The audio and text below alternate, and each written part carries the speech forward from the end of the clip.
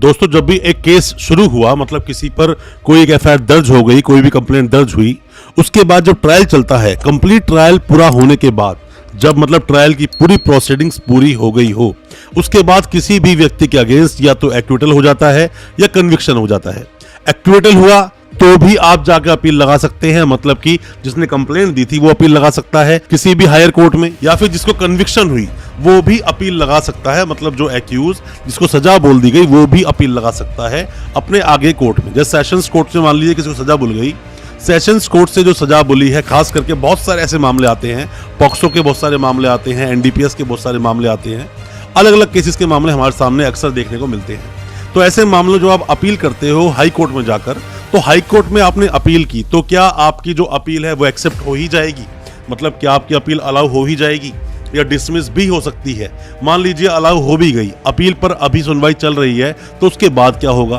क्या आपकी सजा कम कर दी जाएगी या आपको एक्विटल दे दिया जाएगा, या फिर हो सकता है कि सजा को बरकरार भी रखा जा सके? ऐसे कई सारे सवाल जो आपके दिल में आते हैं, जैसे कि हम कब अपील नहीं लगा सकते, अपील हम किस कोर्ट में लगाएंगे, कितने दिनों के अंदर अपील लगानी चाहिए, अपील लगाने का तरीका क्या है। दोस्तों ऐसे बहुत सारे सवाल हैं आपके दिल में, उन सभी सवालों के आज जवाब देने की कोशिश करूंगा अपनी इस वीडियो के माध्यम से। ज्यादा कुछ जानने के लिए अपील के बारे में, अपील फ्रॉम कन्विक्शन के बारे में, दोस्तों बने रहिए हमारे इस वीडियो के साथ। नमस्कार दोस्तों, फिर एक बार स्वागत करता हूं आप सभी का अपने इस YouTube चैनल पर, जिसका नाम है क्रिमिनल प्रैक्टिस और मेरा नाम है वीरेंद्र वर्मा। जैसा कि आप सभी जानते हैं, हम चीटिंग एंड फॉर्जरी जैसे संगीन केसेस पर डिस्कस करते हैं अपने इस चैनल पर और आपको बताते हैं आपके कानूनी अधिकार। अगर आपका भी नाम आया है किसी भी तरह के चीटिंग या फॉर्जरी जैसे संगीन केसेस में, तो हो सकता है कि ये वीडियो आपके बहुत काम का हो, इसलिए वीडियो को अंत तक पूरा देखें। दोस्तों इसको दोनों नामों से आप जान सकते हैं, या तो आप बोलिए अपील फ्रॉम कन्विक्शन या फिर बोलिए appeal against acquittal.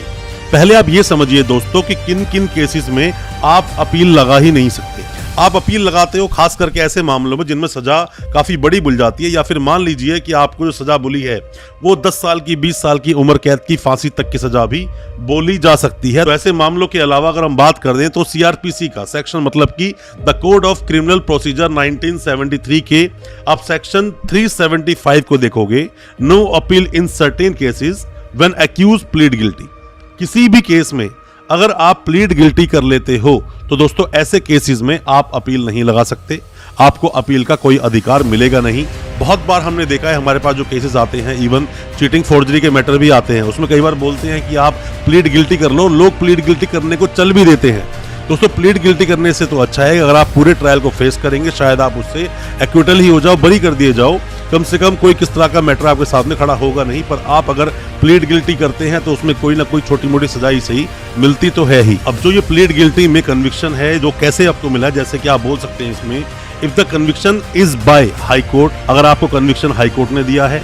Conviction is by session court ने दिया हो, मेट्रोपॉलिटन मजिस्ट्रेट साहब ने दिया हो, मजिस्ट्रेट ने दिया हो, फर्स्ट क्लास सेकंड क्लास कोई भी हो, इसमें अगर आपको कन्विक्शन मिला है और आपने प्लीड गिल्टी की थी, तो ऐसे मामलों में आप अपील नहीं कर सकते। किन मामलों में और आप अपील नहीं कर सकते वो भी आपको जानना और जरूरी है। आप इसके लिए पढ़ेंगे 376 जो सीआरपीसी का सेक्शन बोलता है, वो बोलता है नो अपील इन पेटी केसेस, मतलब कि छोटे छोटे जो केसेस होते हैं ना, उसके अंदर कोई भी आप अपील नहीं करेंगे। और अपील ना करने के बहुत सारे एग्जांपल्स भी दिए हैं, जैसे कि उसने बोला है कि high court passes only sentence imprisonment for term not exceeded 6 month, मतलब जिसके अंदर हाई कोर्ट ने आपको दे दी सजा और 6 महीने ज्यादा का मामला वो नहीं है, और जो फाइन आपके ऊपर लगा है वो भी 1000 से ज्यादा नहीं है, या फिर दोनों इम्प्रिजनमेंट भी मिली है, तो इसके अंदर भी आप अपील फाइल कर नहीं पाएंगे अगर हाई कोर्ट से आपको सजा मिलती है तो। दूसरा एक और आप एग्जांपल ले सकते हैं कहां आप अपील नहीं कर पाएंगे। 376 जो सेक्शन बोलता है सीआरपीसी का, वो बोलता है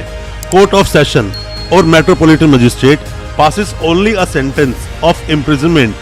for a term not exceeding 3 months, जो 3 महीने ज्यादा कोई भी सजा आपको नहीं मिल रही है, और of fine not exceeding 200 rupees, और जिसमें 200 रुपए ज्यादा फाइन आपको नहीं मिल रहा है, या फिर आप माने दोनों भी मिल रहा है उसके अंदर, अगर दोनों की सजा सुनाई गई है, तो ऐसे मामलों में भी आप अपील नहीं कर पाएंगे। दोस्तों एक और मामला समझ लीजिए तीसरे नंबर पे कि जहां आप अपील नहीं कर सकते हैं, इसी 376 सीआरपीसी में बोलता है, क्या बोलता है, where a magistrate of a first class passes only a sentence of fine not exceeding 100 rupees, जिसमें 100 रुपए ज्यादा फाइन नहीं हो रहा है, ऐसे मामलों में भी आप अपील नहीं लगा सकते। मतलब छोटे छोटे जो मामले होते हैं उन सभी मामलों में आप अपील लगा नहीं सकते दोस्तों। अब अपील आप कहाँ लगा सकते हो, आप वही बात समझ लीजिए दोस्तों। अपील से पहले तो जैसे मैंने आपको बताया कि अक्सर देखा जाता है पॉक्सो के मामले हों या एनडीपीएस के मामले हों, इन मामलों में बहुत सारे कन्विक्शन रेट्स आते हैं, कन्विक्शन मतलब ज्यादा है इसके अंदर। तो ऐसे मामलों में अक्सर लोग बोलते हैं कि हमें अपनी अपील लगानी है, 10 साल की 20 साल की सजा हो गई, उम्र कैद की सजा हो गई, हम चाहते हैं अपील लगाना।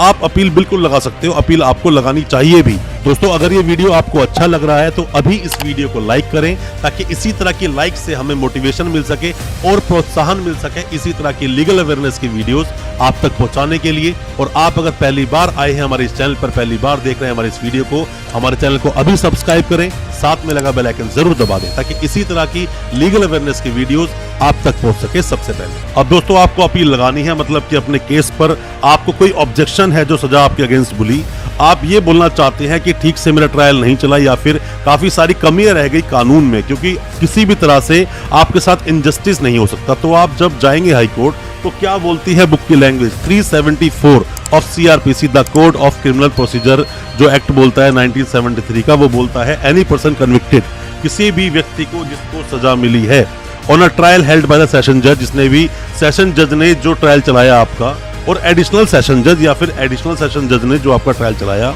On the trial held by the other court, और ऐसे ट्रायल को चलने के बाद में जिसकी सजा आपको मोर देन 7 इयर्स की है, तो ऐसे मामलों में आप जाकर सीधा हाई कोर्ट में अपील कर सकते हैं। अपील कर सकते हैं कि क्या कमी रह गई, क्या त्रुटि रह गई उस पूरे ट्रायल में, इसके अगेंस्ट आप बिल्कुल अपनी अपील फाइल कर सकते हैं। तो दोस्तों ये तो बात थी जो कि आप सेशन से आप हाई कोर्ट में अपील कर सकते हैं कि इन मामलों में 7 साल से ज्यादा की आपको कैद बोल दी गई है, कोई भी इम्प्रिजनमेंट आपके अगेंस्ट हुआ है, तो ऐसे में अपील आप हाई कोर्ट को कर सकेंगे। और हाई कोर्ट में जो भी जजमेंट आपके सामने आएगा उसकी अपील आप कर सकते हैं सुप्रीम कोर्ट में। दोस्तों जरूरी नहीं जो ट्रायल आपके अगेंस्ट चला,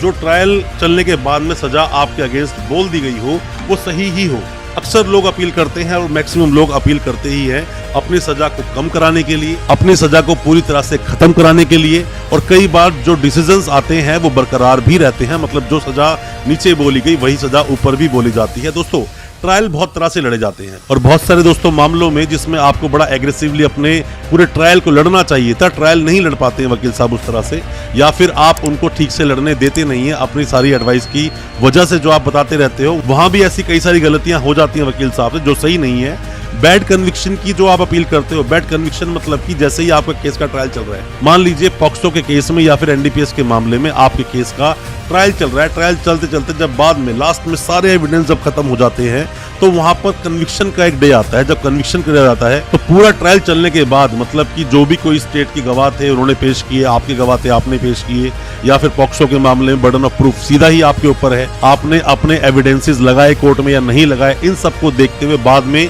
जब जजमेंट दिया जाता है और जब कन्विक्शन हो जाता है, कन्विक्शन के बाद में सजा बोल दी जाती है, ऐसे मामलों में उन सजा को माफ कराने के लिए, कम कराने के लिए, ऐसे सभी चीजों को करने के लिए आप जाते हैं हाई कोर्ट में, अपनी अपील लगाते हैं और उम्मीद करते हैं कि हाई कोर्ट से आपको पूरी तरह से मुक्त कर दिया जाएगा उस केस से। अब दोस्तों जो आप कन्विक्शन के अगेंस्ट जो अपील लगा रहे हो, उससे पहले अगर आपने रिवीजन का सहारा लिया होता ठीक से, अगर आप रिवीजन का अच्छे सहारा लेते अपने इस पूरे केस में, तो शायद आपको अपील के लिए जाना ही नहीं होता। हो सकता है कि पहले ही आपका केस खत्म हो जाता, आपके फेवर में चला जाता। आपके अगेंस्ट जब चार्जेस बनाए जाते हैं, चार्जेस में कोई प्रॉब्लम है, आपको लगता है चार्जेस नहीं लगने चाहिए, तो आप रिवीजन में जरूर जाइए। चार्जशीट अगर गलत है तो उसके लिए भी री-इन्वेस्टिगेशन आप करा सकते हैं। एफआईआर ही अगर गलत है तो क्वेश पे आप जा सकते हैं। बीच में बहुत सारी रेमेडीज आपको मिलती हैं, बट उन रेमेडीज का आप इस्तेमाल करते नहीं है, जिसकी वजह से बाद में कन्विक्शन हो जाता है। कई बार आप अपने वकील साहब को ठीक से काम करने देते नहीं, वो काम तो करना चाहते हैं पर बार बार आप उनको अपना ज्ञान देते हो, जिसकी वजह से भी